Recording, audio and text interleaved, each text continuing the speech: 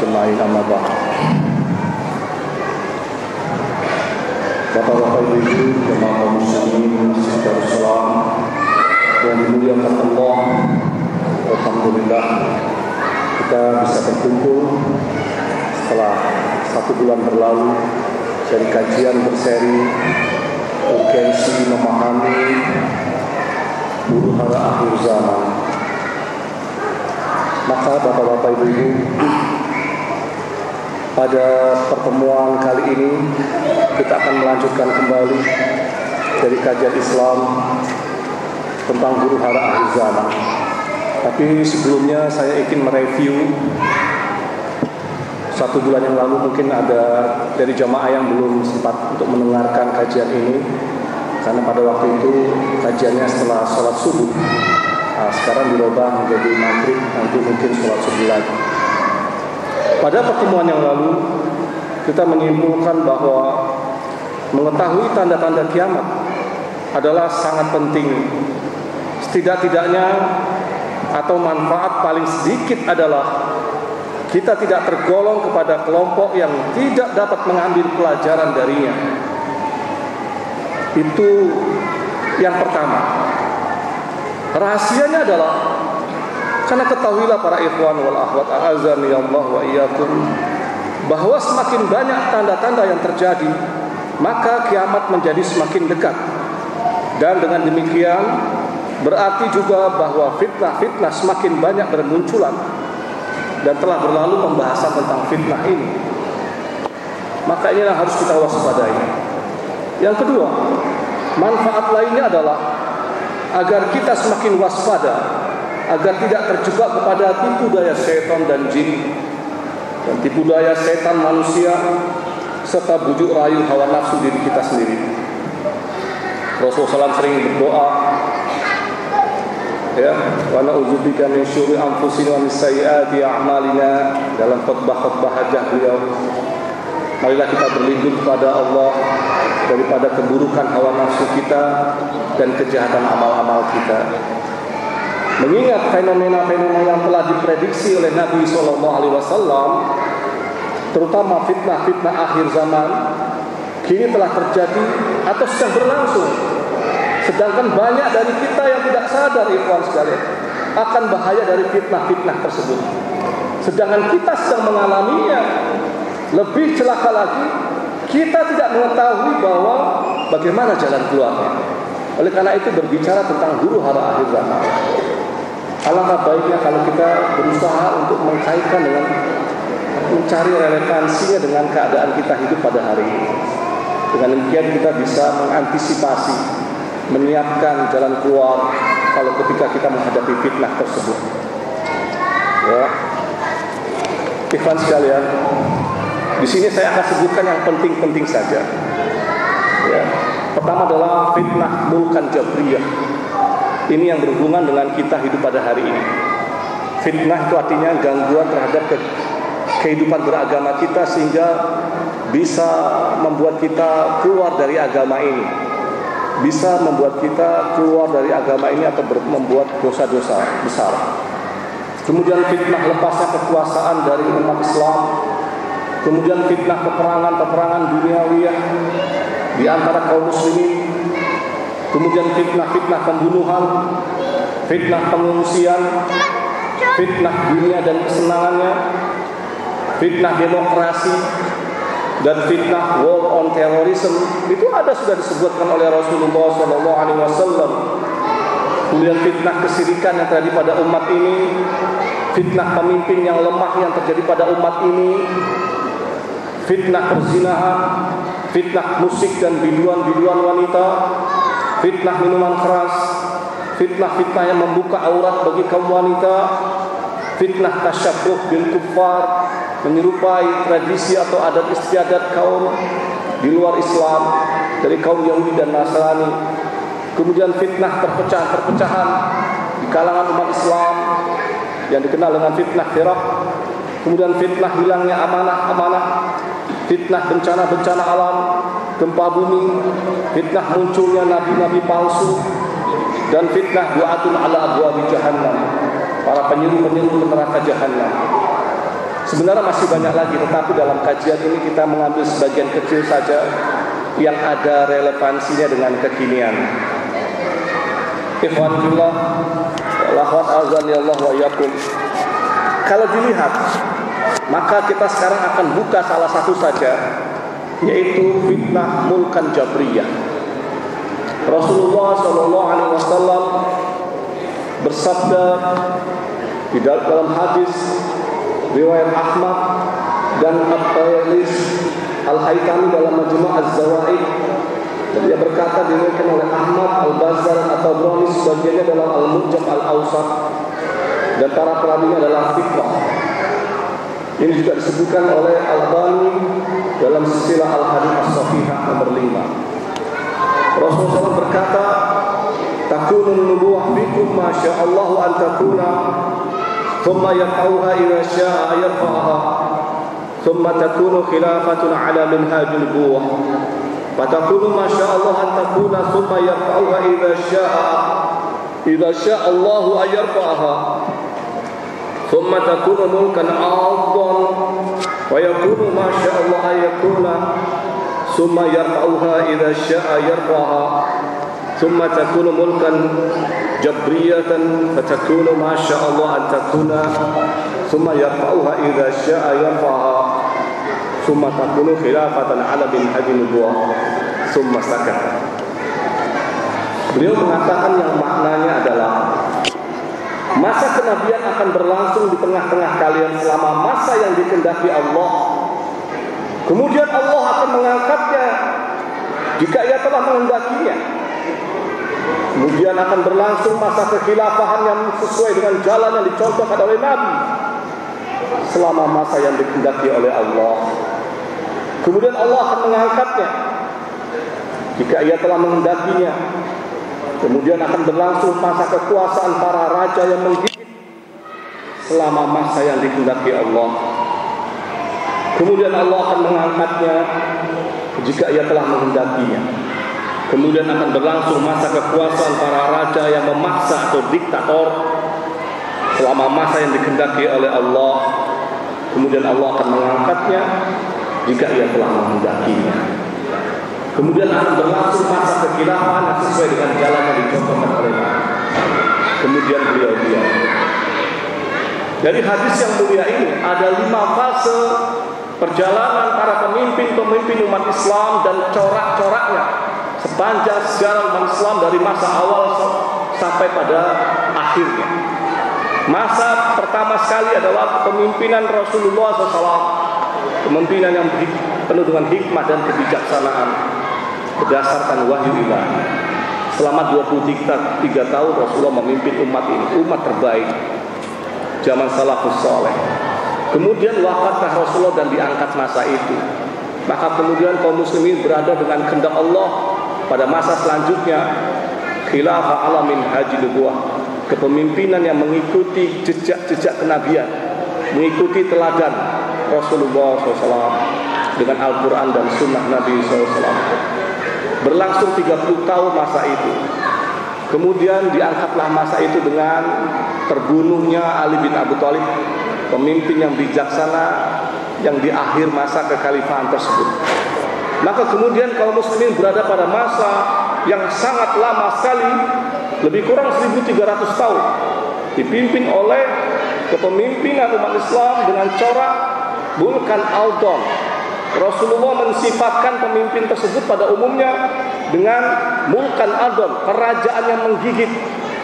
Maksudnya ada perubahan dari kekhilafahan menjadi raja, dari syura, pemilihan di antara orang-orang terbaik dari umat Muhammad SAW, berubah sistemnya menjadi pewarisan kepemimpinan, sehingga terjadilah kecenderungan perebutan kekuasaan. Yang naik bukanlah orang yang paling takwa, yang paling cakap untuk memimpin umat, tetapi orang yang mempunyai kekuasaan, kekuatan. Akan tetapi menggigit adalah simbol menurut sebagian ulama bahwa kerajaan tersebut walaupun sudah menyimpang, tetapi masih menegakkan syariat Islam, menegakkan tauhid, menegakkan dakwah, hukum-hukum Allah dalam kriminal dan perdata, kemudian mendakwahkan Islam ke luar negeri, kemudian menghadapi orang-orang menantang dakwah Islam dengan jihad fisabilillah. Oleh karena itulah Allah mengokohkan kerajaan umat Muhammad ini sampai 1000 tahun lebih. Dan berakhirlah masa itu pada tahun 1924 Masehi menurut para ahli-ahli tarikh dan sejarah Islam, yaitu dibubarkannya kekhalifahan terakhir umat Islam, dinasti Turki Ottoman oleh Mustafa Kemal Atatürk, seorang Yahudi yang pura-pura masuk Islam, yang menghancurkan kekhilafan umat Islam dari dalam. Maka sejak itulah para ikhwan sekalian, banyak kaum muslimin dan para ulama mengatakan inilah batas terakhir daripada Mulkan Adon. Mulkan Adon menurut tarikh meliputi dinasti Umayyah, lebih kurang 100 tahun berkuasa di muka bumi, kemudian dikudeta oleh dinasti Abbasiyah dan berkuasa lebih kurang 500 tahun, dan kemudian akhirnya dihancurkan. Ada dinasti-dinasti kecil, dan terakhir muncullah imperium yang besar dari Turki Ottoman, Turki Utsmani, lebih kurang menguasai dunia 600 tahun, besar sekali. Nah, sejak itulah, sejak 1924 sampai pada hari ini, kita masuk kepada periode selanjutnya. Rasulullah mengatakan mulkan jabriyah, kerajaan yang jabbar, yang semena-mena, yang diktator, rezim tirani. Kalau bahasa akidahnya Tauhid, rezim Tauhid yang sudah menyimpang dari kitab Allah dan sunnah nabinya. Mereka tidak lagi menggigit sunnah Nabi. Sudah terjadi penyimpangan-penyimpangan di mana-mana, terutama dalam akidah. Mereka sudah anti terhadap penerapan syariat Islam, baik perdata maupun pidana. Pada kenyataannya terjadilah penguasaan dunia Islam oleh ideologi komunis dan liberal atau kapitalis. Dari timur dikuasai sebagian dunia Arab dan dunia Islam oleh komunis atau sosialis, dan sebagian lainnya dikuasai oleh ideologi liberal atau ideologi kapitalis. Inilah yang terjadi pada hari ini. Oleh karena itu, pada umumnya para penguasa-penguasa negeri ini atau negeri di mana berada pada hari ini, umumnya adalah menjadi boneka, kaki tangan, dan corong daripada para ideolog negara besar. Maka terjadilah penentangan kepada syariat. Inilah yang terjadi pada dunia hari ini, ikhwan. Nah, kemudian saya akan bacakan sebuah hadis lain yang lebih menukik untuk memperjelas bagaimana akibat dan dampak daripada hilangnya hukum-hukum Islam ini, karena berkuasanya rezim-rezim tirani yang bajunya adalah baju orang-orang Islam, tetapi mereka anti kepada penerapan syariat Islam dan hukum-hukum serta peraturan Allah. Dari Mu'adz bin Jabal, saya mendengar Rasulullah SAW bersabda, "Ala inna ruhal Islami da'irah, faduru ma'al kitabi haitsu dar. Ala innal kitaba wal sultana sayahtariqani fala tufariqul kitab. Ala innahu sayakunu 'alaikum umara'u fayahduna li anfusihim ma la yahduna lakum in 'asaitumuhum qatarukum wa in ata'tumuhum adallukum." Qalu ya Rasulullah kaifa nasna'u? Qala kama sana'a ashab Isa ibn Maryam, nushiru bil manashir wa humilu 'ala al-khas mautu fi ta'atillah khairun min hayati fi ma'siyatillah. Hadis riwayat Tabrani di dalam Mu'jam al-Kabir dan Musnad Asy-Syamiji serta Abu Nu'aim al-Asbahani dalam Hiyah Auliyah, Imam Al-Haythami dalam Majmu' Az-Zawaid. Seluruh perawinya adalah thiqah terpercaya. Makna dari hadisnya adalah dikurang sebagian ini. Ketahuilah sesungguhnya roda Islam itu akan berputar terus kemana dia terbang. Maka hendaklah kalian wahai kaum muslimin berputar menurut Islam itu berputar. Maka ketahuilah suatu saat akan tiba masanya kitab Al-Quran ini dan kekuasaan akan berpisah. Alkitab dan kekuasaan akan berpisah. Maka janganlah kalian ketika berpisahnya kekuasaan dan Alkitab, kalian ikut berpisah daripada Alkitab. Jangan berlaku demikian. Ala innahu sayakunu alaikum umar. Ketahuilah sesungguhnya akan muncul di atas kalian nanti para penguasa-penguasa yang mereka lebih mementingkan diri mereka serta tidak mementingkan kepentingan kalian, wahai umat. Jika kalian mendurhakai mereka, maka mereka akan membunuh kalian. Namun apabila kalian mentaati mereka, maka mereka akan menyesatkan kalian. Maka dikatakan, ya Rasulullah, bagaimana kami harus berlaku pada saat itu? Maka beliau mengatakan, kama sana'a ashab Isa bin Maryam, berlakulah seperti pengikutnya Isa bin Maryam, yaitu kaum Hawariyin. Mereka digergaji dengan gergaji yang sangat besar, dan mereka disalib di atas kayu salib.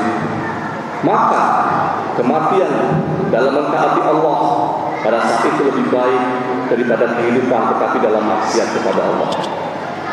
Nah, ini bagaimana kita melihat ini terjadi pada hari ini, ketika dunia Islam di kawasan timur dikuasai oleh komunis yang sangat kejam. Maka berlakulah hal seperti ini. Pembunuhan, penyiksaan terulang kembali. Demikian juga di dunia barat yang dikuasai oleh ideologi sekularisme, demokrasi dan kapitalis. Demikian juga ada. Maka Rasul memberikan bagaimana jalan keluar menghadapi keadaan seperti ini. Di situ tidak ada pintu emergency exit. Di sini dikatakan berlakulah seperti pengikutnya Isa bin Maryam, tetap berjuang bersama Al-Quran, menegakkan Quran dan Sunnah. Kalaupun ditangkap, di situ tidak ada rukhsah, kecuali mengancam jiwanya, maka boleh dia sebagaimana perkataan para ulama. Nah, ini para ikhwan, salah satu yang kami inginkan, bagaimana kita mengaitkan relevansi hadis-hadis Rasulullah dengan kekinian di mana kita hidup. Baik, selanjutnya ikhwan sekalian, saya bacakan lagi. Akan terjadi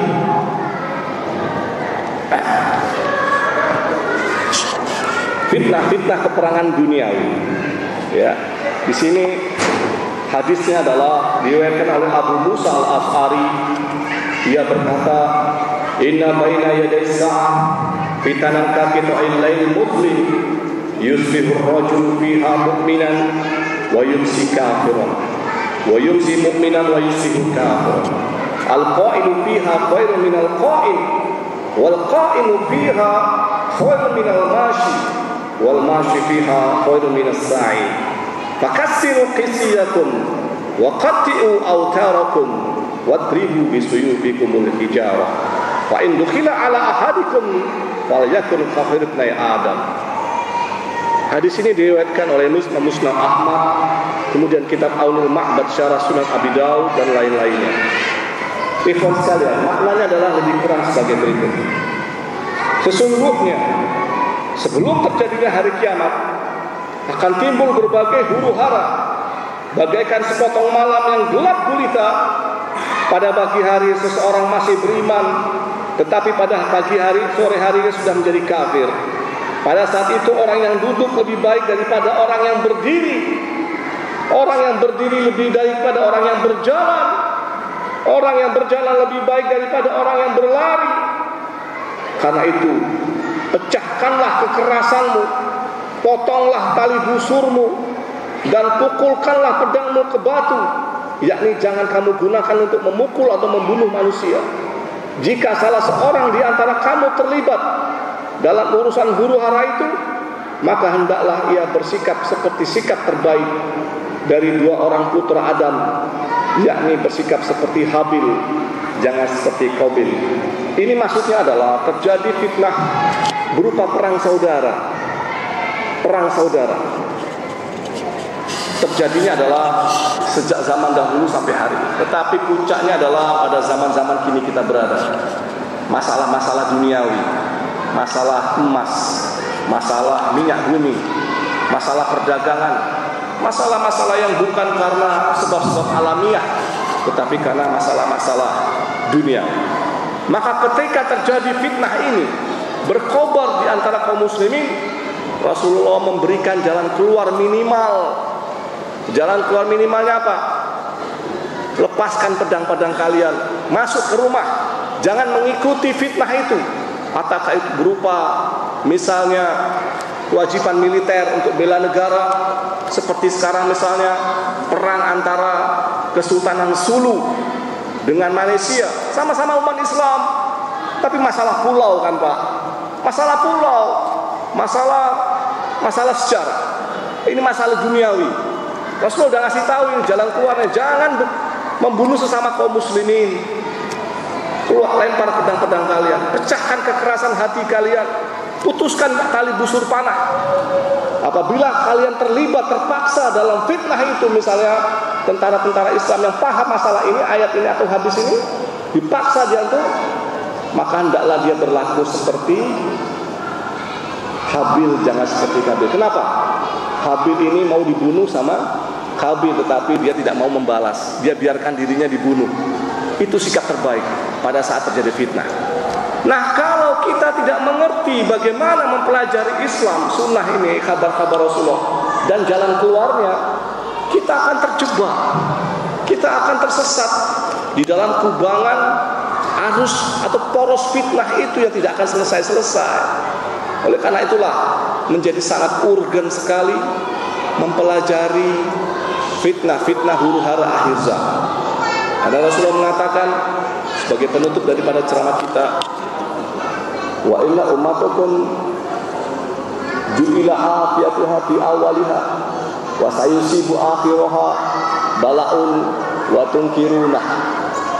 Umat ini awalnya adalah dijadikan keselamatan oleh Allah. Generasi awalnya diselamatkan oleh Allah dari fitnah-fitnah seperti tadi. Tetapi nanti pada generasi selanjutnya sampai generasi akhir akan ditimpa oleh berbagai malapetaka, bala bencana dan fitnah-fitnah. Nah, oleh karena itulah wajib kita mempelajari tentang kajian ini. Maka kami berusaha untuk menyusun satu kurikulum atau silabus tentang huru-hara akhir zaman ini dan bagaimana mengaplikasikan ilmu itu untuk keselamatan diri kita ketika kita melintasi zaman ini. Maka kita bagi sampai 1 tahun Pak, sebulan sekali cukuplah.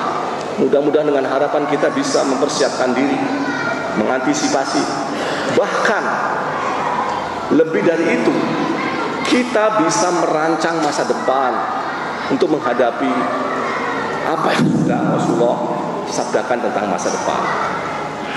Demikianlah ikhwan sekalian, masih banyak sebenarnya, tetapi untuk kali ini kajian adalah bagaimana kelanjutan daripada kajian ini.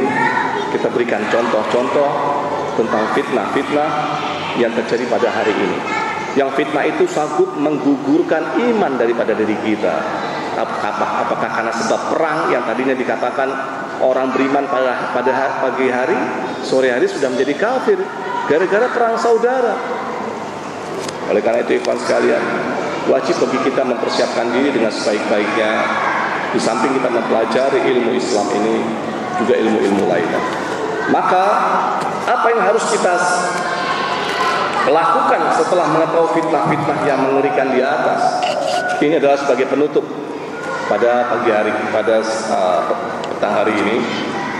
Pertama adalah mencari jalan-jalan keselamatan yang syar'i sesuai dengan petunjuk Nabi Muhammad SAW.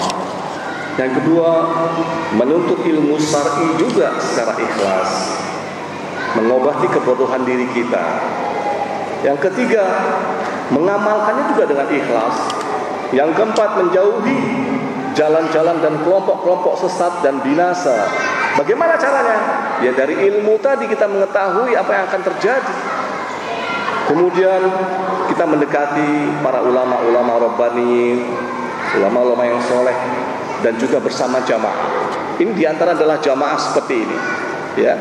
Kemudian hidup zuhud dan prihatin, karena akan semakin mendekati hari kiamat, banyak sekali terjadi fitnah-fitnah yang akan menghantam segi finansial kita juga, serta keimanan dan mental kita. Maka pada saat-saat tertentu nanti sudah sampai tibanya insya Allah pembahasan di mana kita harus menyiapkan hidup secara prihatin, kemudian menghemat dan menabung. Bahkan nanti akan ada masanya di mana Rasulullah mengatakan tidak ada yang berharga nanti yang tertinggal kecuali hanya emas dan dirham. Tidak ada lagi yang berharga suatu saat kelak kecuali emas dan perak. Maksudnya apa? Dolar, rupiah, mata uang pound sterling dan sebagainya akan hilang. Tidak laku lagi. Hanya jadi permainan anak-anak. Pada saat itu yang berlaku adalah mata uang emas dan perak. Maka oleh karena itu kita mengantisipasi ini bagaimana? Ya sekarang kita rubah cara sistem ekonomi kita atau menabung emas dan perak, memperbanyak itu. Oleh karena itu ikhwan sekalian, itu sebagian daripada manfaat dari mempelajari fitnah-fitnah akhir zaman. Sebelum kita tutup, ada pertanyaan dari para bapak doi ibu sekalian, silakan beberapa pertanyaan mungkin.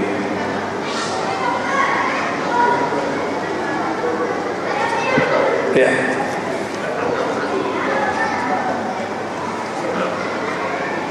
Assalamualaikum warahmatullahi wabarakatuh. Waalaikumsalam.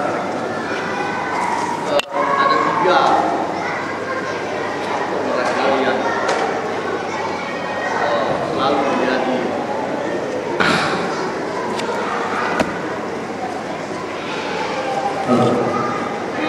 ada 3 faktor orang bagai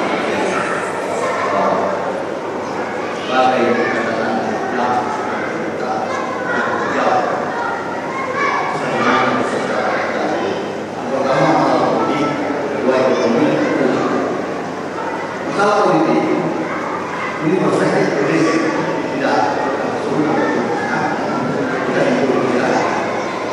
saya melihat bahwa umat Islam Indonesia itu kayak parang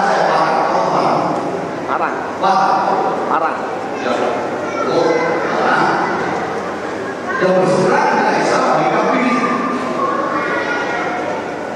itu berbeda sedikit lah.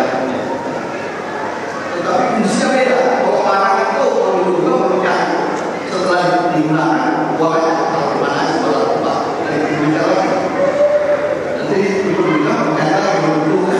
Kalau mereka tahu kemana terbaik, kalau bisa bawa buah bersihkan baik, Allah terbaik, itu yang berseberangan dengan Islam. Islam tidak parang lagi. Mengapa saya katakan begitu? Sejak pernikahan tidak awal, tidak ada dari sejarah. Indonesia bersatu di dalam Islam. Dan zaman sampai berikutnya itu pasti sama dengan Islam. Dijelaskan dalam sejarah. Setelah pernikahan, orang baru dan pertama ibu media Islam ambil lagi sebagai penyelamat tentang negara itu. Ya, langsung berubah.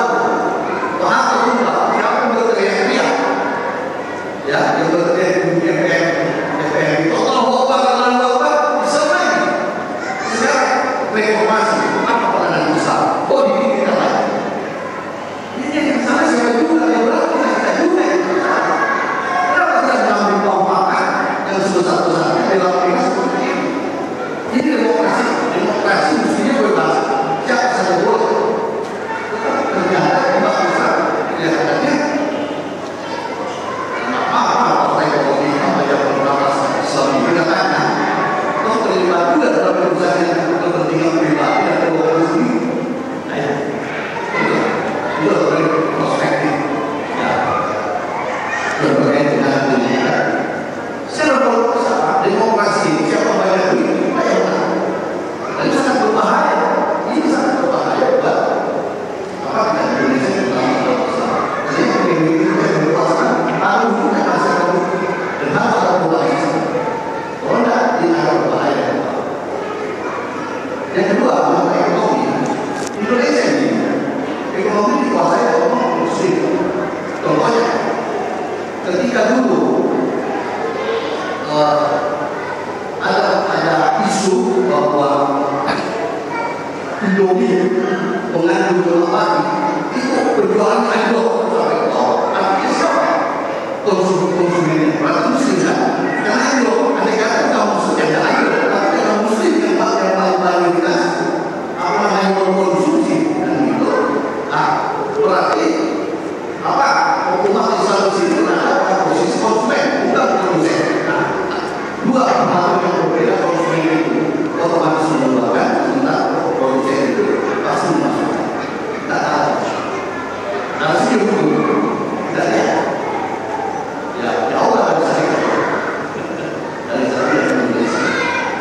yang ketiga sekali. Baik. Ya, baik. Terima kasih. Waalaikumsalam. Ini menarik sekali untuk konteks Indonesia. Bagaimana mengaplikasikan ilmu tentang huru hara di zaman atau nubuwah Rasulullah bisa melihat persoalan di Indonesia ya. Tapi mungkin ini bisa akan kita bahas secara temuan khususan pada selanjutnya. Tapi sebagai ulasan, sebagai masukan saja kepada para bapak ibu sekalian,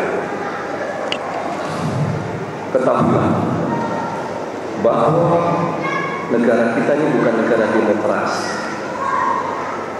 Kalau Anda melihat ya dari Pancasila dan Undang-Undang Dasar 45, maka tidak satu pun kalimat di sana yang memuat kata-kata demokrasi. Tetapi sesungguhnya negara kita, NKRI, Negara Kesatuan Republik Indonesia adalah negara musyawarah. Negara musyawarah. Mana dalilnya Ustaz? Menurut Pancasila ayat 4, sila keempat katakan di sana, kerakyatan yang dipimpin oleh hikmah, kebijaksanaan dalam permusyawaratan perwakilan. Permusyawaratan tidak sama dengan demokrasi. Walaupun ada kemiripan, tetapi kemiripannya adalah seperti manusia dengan monyet. Sama-sama punya tangan, sama-sama punya kepala, punya kaki. Tetapi monyet bukan manusia, manusia bukan monyet. Pengertian sederhananya, musyawarah dalam Islam itu bagian daripada ajaran Islam.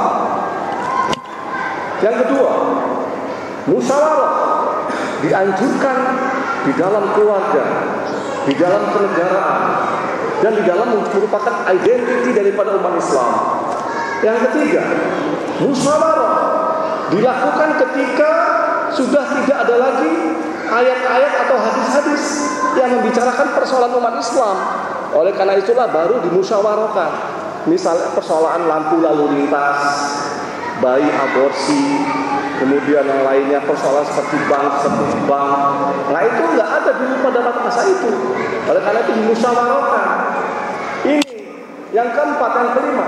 Sesungguhnya ini Pak ya, ini poin penting, bahwa negara Indonesia adalah hasil daripada perjuangan umat Islam, bukan umat lainnya. Oleh karena itu, atas berkat rahmat Allah yang Maha Kuasa, artinya kemerdekaan ini berkat rahmat Allah, maka kewajiban umat Islam adalah mengisi kemerdekaan ini dengan ibadah, mengikuti peraturan-peraturan Tuhan, peraturan Allah dan Rasulullah sebagai tanda wujud syukur untuk mengisi pembangunan ini. Tetapi yang terjadi pada akhirnya adalah bahwa Pancasila dan Undang-Undang 45 yang asli dan autentik itu, yaitu berdasarkan Pancasila tanggal 22 Juni 1945 yang dikatakan sebagai Piagam Jakarta, dibajak, ditafsirkan oleh Orde Lama dengan Nasakom, berakhir tragis dengan G30 SPK. Kemudian dibajak lagi pada Orde Baru dengan demokrasi Pancasila yang ingin menghadapkan Pancasila dengan Islam. Pancasila dianggap sebagai agama yang ingin menandingi Pancasila. Maka dibuatlah penataran-penataran P4 seolah-olah adalah agama. Dikatakan bahwa Islam adalah sumber, Pancasila adalah sumber segala sumber hukum. Ini kan artinya ingin menghadapkan Pancasila dengan tafsiran itu dengan Islam. Maka berakhirlah dengan revolusi tahun 98 gagal. Kemudian pada era reformasi ini Pancasila dibajak lagi, ditafsirkan oleh para penguasanya dengan neoliberal, liberalisasi dalam ekonomi, sosial, budaya, kesehatan, pendidikan, bahkan liberalisasi dalam agama. Ini yang terjadi, Pak. Tetapi hari ini yang terjadi adalah orang-orang pejuang-pejuang sekularisme, demokrasi dan liberalisme itulah yang mengacak-acak negeri ini, Pak. Dan akhirnya umat Islam itu menjadi minder. Kita katakan bahwa Pancasila adalah warisan umat Islam. Pertama adalah sila ketuhanan yang Maha Esa. Ini adalah rumus dasar bagaimana kehidupan berbangsa. Agreement anak-anak bangsa ini hidup dalam satu ruang yang namanya NKRI. Tetapi ingat, Ketuhanan Yang Maha Esa adalah sila yang menunjukkan bahwa semua peraturan di bawah sila ke-1 yaitu 2, 3, 4 itu saling berhubungan dengan sila ketuhanan. Dan juga menunjukkan semua aturan dalam Undang-Undang Dasar 1945 dan segala turunannya tidak boleh bertentangan dengan sila pertama. Jadi semua produk-produk hukum, apakah MPR, apakah Undang-Undang 45 dan sebagainya, baik amandemennya yang dirubah sampai 5 kali, itu tidak boleh bertentangan dengan sila pertama. Jadi kalau ada orang di DPR membuat perda syariah, perda anti minuman keras, perda anti pornografi, itu sudah sesuai dengan semangat sila ketuhanan Yang Maha Esa. Itu negara tauhid. Nah, oleh karena itu ikhwan, hari ini tidak boleh lagi kita mengatakan Indonesia negara demokrasi. Bukan. Ini negara musyawarah, Pak. Musyawarah bagian daripada umat Islam. Ketuhanan dengan kewajiban menjalankan syariat Islam bagi pemeluknya. Kemudian dirubah oleh Soekarno dan Hatta dengan diam-diam karena tekanan provokasi dari timur. Orang Kristen mau lepas kalau seandainya diterapkan ini. Tapi kita dengan jiwa besar mengalah, tetapi diselamatkan pada waktu itu. Hilang 7 kata itu, tapi berganti dengan ketuhanan Yang Maha Esa. Muncul itu karena provokasi dan tipu daya dari orang-orang Nasri, tetapi dengan izin Allah diganti dengan tauhid ketuhanan Yang Maha Esa. Kemudian berubah lagi pada Republik Indonesia Serikat tahun 49. Berubah lagi silanya, dirubah lagi Republik Undang-Undang Sementara 1950. Dirubah lagi menjadi dekret presiden oleh Soekarno. Di situ Soekarno telah menyesal, maka dia berutang budi pada umat Islam. Dengan dekret presiden dikatakan secara tertulis bahwa kembali kepada Pancasila, di mana Piagam Jakarta menjiwai daripada Pancasila menurut Undang-Undang tahun 18 Agustus 1945. Jadi sebenarnya isi daripada dekret presiden adalah Pancasila dengan rumusan kembali kepada piagam yang paling autentik tahun 1845. Oleh karena itu sekalian, jangan sekali-kali kita makan ini negara demokrasi. Oleh karena itu kita akan memberikan cuma-cuma kepada orang-orang musuh kita bersama, sekularisme, demokrasi dan liberal. Makanya dalam rumah tangga kita, maka wajib bagi kita mengisi republik ini dengan pembangunan. Lalu cukuplah tidak orde ini membuat Indonesia jadi porak-porandan. Nanti kita akan bicara masalah khusus. Tetapi maksud saya nanti kita akan bicara bagaimana merancang masa depan Indonesia dengan melihat nubuat-nubuat Rasulullah SAW. Saya pikir itu dulu Pak ya, pertemuan pada hari ini. Mudah-mudahan nanti kita bisa bermanfaat. Kita akan buat kajian khusus tentang itu, bahwa Indonesia bukan negara demokrasi tetapi negara musyawarah. Ini harus dikankan. Dan kita tidak boleh bicara parlemen, tetapi majelis permusyawaratan rakyat, karena parlemen adalah salah satu institusi daripada demokrasi. Jadi negara ini bukan demokrasi, tapi negara musyawarah. Ini rumah tangga umat Islam. Kita harus perjuangkan Pak hasil daripada founding fathers kita. Jangan kita berikan cuma-cuma kepada kaum sekuler, liberal dan nasionalis hari ini mengacak-ngacak republik ini. Aku qouli hadza wa astaghfirullah li wa lakum innahu huwal ghafurur rahim. Subhanallah wa bihamdihi asyhadu an la ilaha illa anta astaghfiruka wa atubu ilaik. Assalamualaikum warahmatullahi wabarakatuh.